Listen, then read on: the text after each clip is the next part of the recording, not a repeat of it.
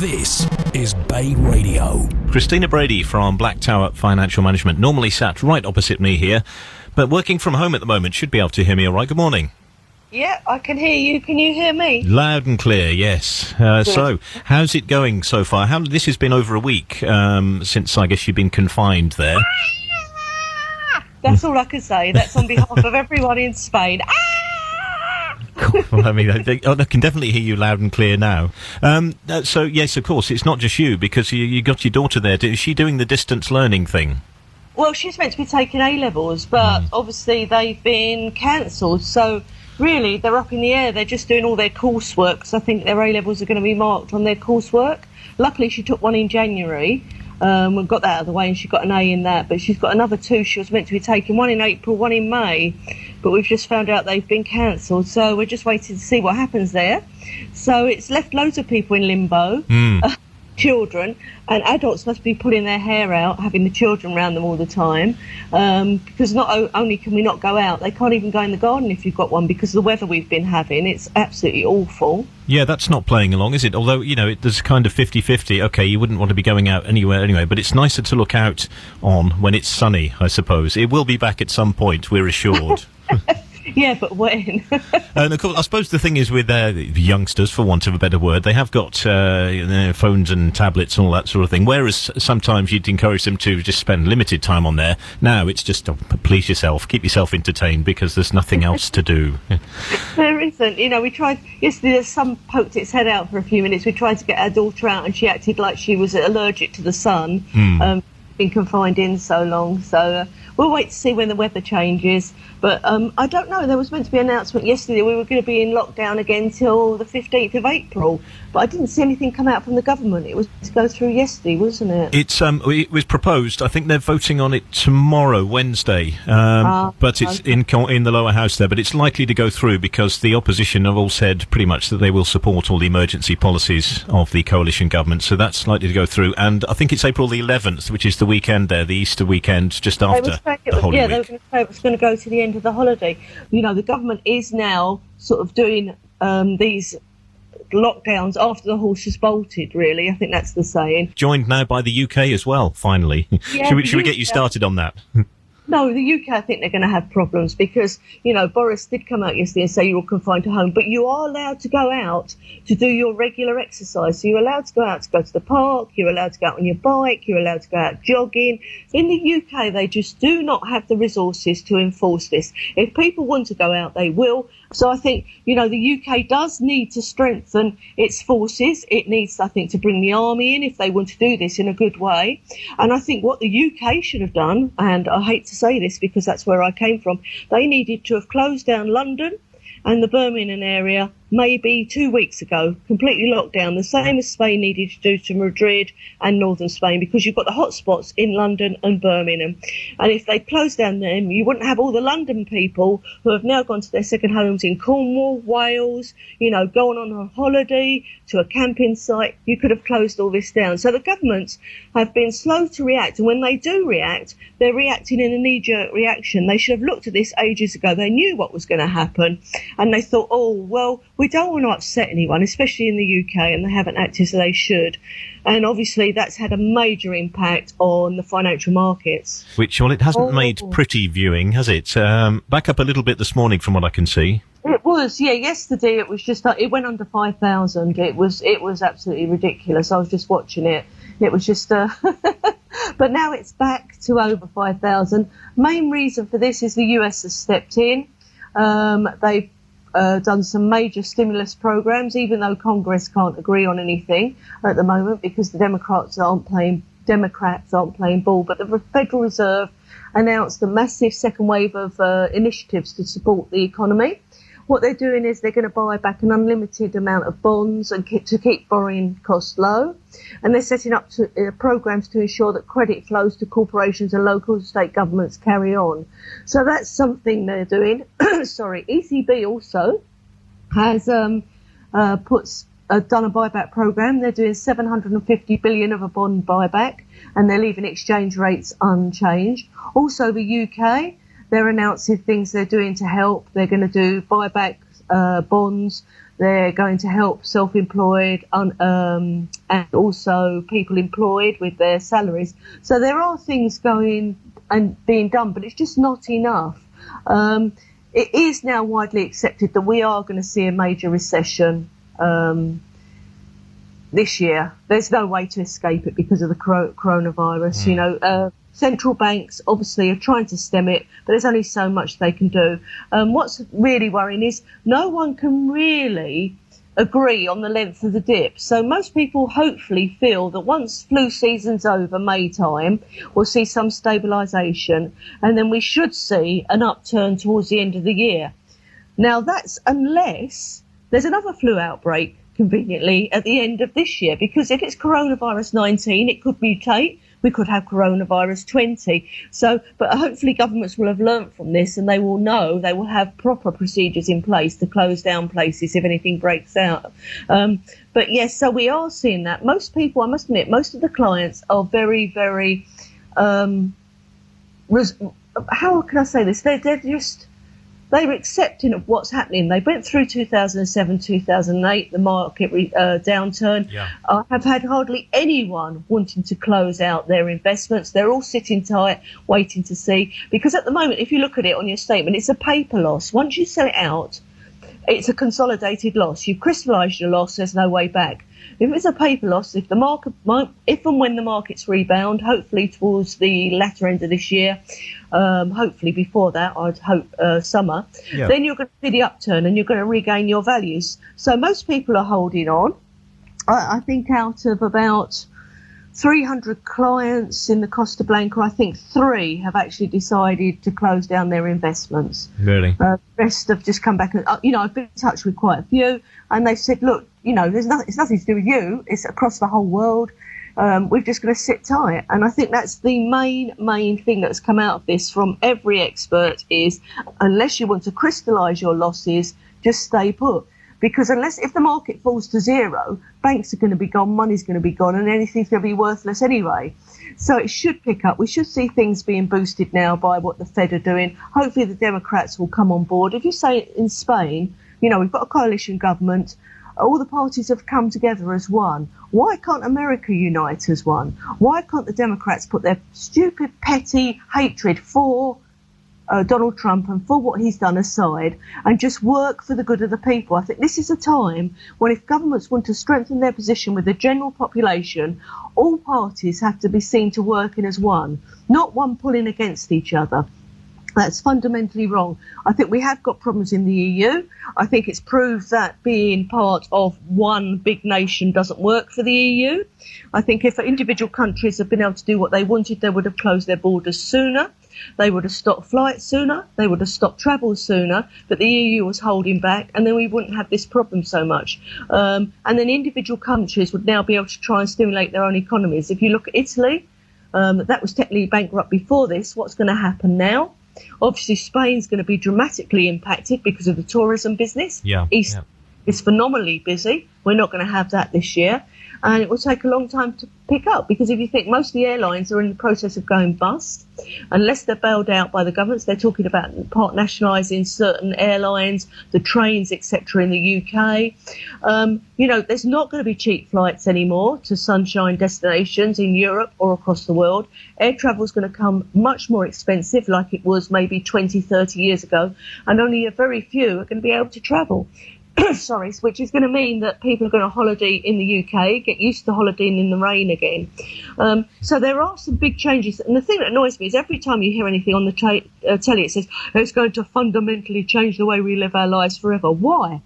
Why should it? Unless they know this is going to recur every year and we're going to be locked in every year. Yeah. Surely when this passes, we should be able to go back to the way we were. Yeah, it may do for a while. I saw the phrase a sociological sort of reset about the way we go about things, but how long that would last, we don't know, as far as what you buy and saving a bit of money perhaps. I don't think that's going to happen. People are too used to the freedoms we've got. Obviously, if you live in China, it's easy to control people because they haven't had the same freedoms. But in the West, we are used to having our freedom. We're used to being able to speak our mind. And I think if they do try to keep us under house arrest for much longer, because that's what it is, people are going to start to rebel. And in England, again, let's look at it. Why, and across Europe, why, especially in England, didn't they, when all this started, they saw people starting to panic buy. Why didn't they step in at the beginning and limit how much people could buy? I've seen people going out with trolleys with like 20 packets of toilet rolls, and then you've got elderly or infirm who can't find one packet of toilet rolls. No, this the is the UK thing. government really was slow off the mark. If you look at Spain, I know in the big cities it's slightly different, like Madrid, but if you go outside there, the supermarkets are fully stocked. People are shopping very, very sensibly. I went out the other day to Mercadona. I bought one packet of toilet rolls, one packet of kitchen paper. All the shelves were full, apart from alcohol. That's what shocked me. Alcohol was empty. So I don't know if all the Spanish are consoling themselves with alcohol in their houses, but that was the one thing that did shock me, because I don't drink a lot. So I just happened to pass it, and I thought, oh, they're all empty. So if you've got shares in alcohol firms, they might be the ones that are going to perform better. It was bound to happen in a while. I mean, it's what people are kind of doing these days anyway, especially when they're on holiday. But obviously with bars closed, you sort of do what you can at home. But please drink responsibly, I suppose I'm obliged to say at this stage. I think, yeah, you need to, because you're cooped up at home. Yeah. When you have drinks, sometimes you can lose control. Children could get on your nerves, husband could get on your nerves, wives could get on your nerves. It could be a recipe for disaster. But saying that, I'm just looking at the markets. The IBEX is up, FTSE is up. They're both up nearly 4%, so that's looking good. Also, the DAX is up over 5%. They've done this, haven't they, recently? Sort of open up 3 or 4%, and then something else comes along to knock them back down again. Do you think this may be a little bit more sustained? Well, usually it's when the US opens, the markets go down. Hopefully the US markets will take a more favourable view of the stimulus package that's been put in place in America and what announcements are coming up. And hopefully it would be nice if we could see some stabilisation. If you look at the exchange rate, I think yesterday it went down to 106. It's back to 108 now against the euro. But that is... Oh, no, sorry, lying. It's gone back down to... I have it at 108 as it's flashing away there, the latest updates. Yeah, 108 exactly for the euro to sterling on the markets at the moment. And that is going to dramatically affect the spending power of expats living in Spain, across Europe, in France, etc., because your money's not going to go as far as expected. Also, we're going to see the prices in the supermarkets rise, no matter what people say. People will take advantage of that, although I did notice the price of petrol and diesel has come down in Spain. Well, I mean, obviously the price of crude oil plummeting. It's below $30 a barrel still, the Brent crude that we sort of keep an eye on, but has gone back up a little bit. So $28.5 I see it at the moment. Yeah, but no, diesel was under a euro a litre, and and petrol was just over. But the thing that is puzzling me is usually in times like this, gold goes through the roof, surges ahead, people use it as a safe haven. It hasn't. Price of gold has fallen. Today it's up, but only 2%. It seems to be going in line with the market, so people aren't switching out, cashing in and going into gold as usually expected. I think even the big players are saying, right, we're going to hold tight because it's got to come back up. So gold, none of them have gone through the roof. If you look at platinum, if you look at silver, nothing. So that's slightly different to last time when we had the financial crisis. And I think why that is last time we knew that the banks were on very shaky ground. So people were very, very worried about their, physical cash. Whereas nowadays banks have much better capital adequacy. I'm not going to say that some banks aren't going to go under. I think a few may have to be bailed out. But by the majority, the banks are much more stable. So people therefore aren't panicking, aren't going into gold. So that's a good thing. That is one of the positives. Yeah, a different situation, isn't it, that's brought it about. So it's not like it was the credit crunch, wasn't it? Although there's a little of that still these days. But it's a difficult situation. Plenty for you to keep an eye on. I think what's happened with the US and the UK to an extent is they've got one eye on the business and shutting everything down, and then obviously they're on the health side of things as well. Particularly in the States, Donald Trump, he didn't want to shut down the industry that he's built up pretty much over the last 4 years. Because basically he's spent a lot of time and he's done bloody good work, no matter what you think of the bloke as an individual, and he's built America up. He said he was going to make America great, and he has. And now this is knocking it back to when took over, so he's going to have a lot of work to do again when he gets in for the next term to build it all up again. But just talking about things in the market, I don't know if people weren't listening. I was on Friday with Carl. Yes, you were. What has happened? is quite a few property funds have been suspended. So if people are invested in property funds, they have been suspended, and nearly every single one. So you've got Aberdeen, you've got Aviva, you've got BMO, you've got Janus Henderson, you've got Keynes, you've got L&G, you've got Standard Life, Threadneedle. The list just goes on. And the reason is this, is because there is material uncertainty around the valuation of UK properties across the market. Therefore, there is uncertainty on what the assets are worth. Therefore, they cannot give it a value each day. Therefore, they've decided to suspend dealing. Now, hopefully that suspension will be lifted towards the end of the year. But if we look at the last downturn in the market, property funds were the last type of fund to recover.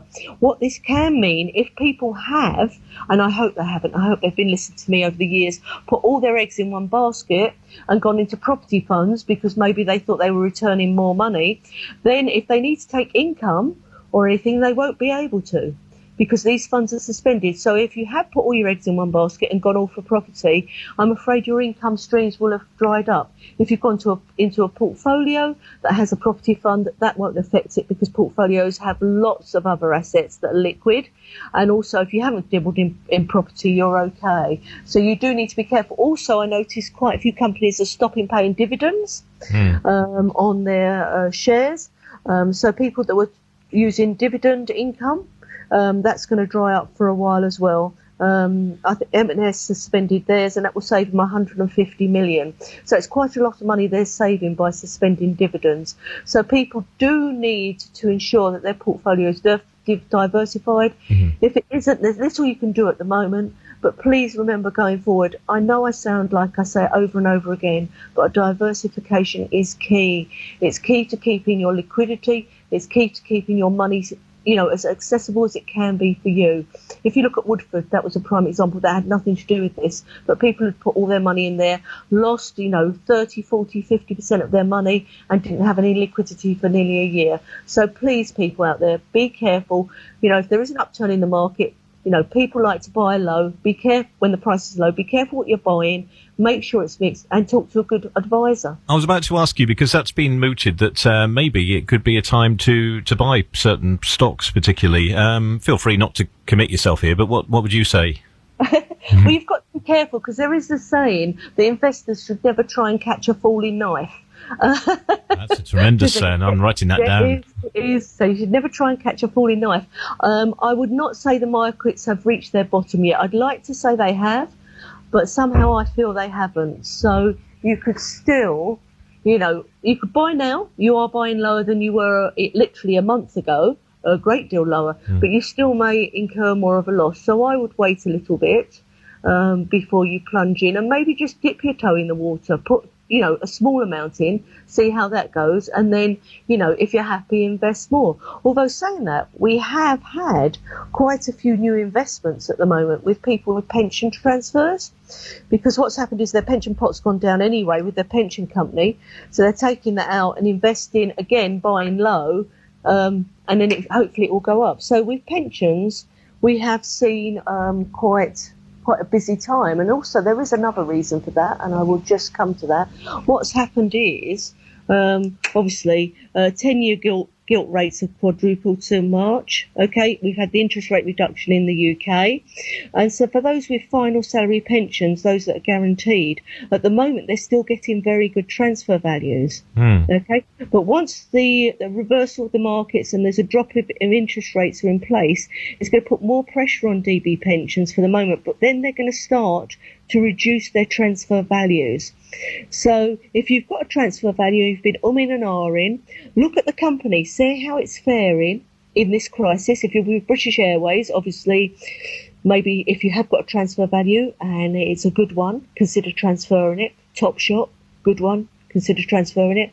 Anything to do with Virgin, I would consider transferring, because Richard Branson has proved himself to be one of those greedy rich people who wants everything to himself and no one else. He's asking the government for a bailout of his airline.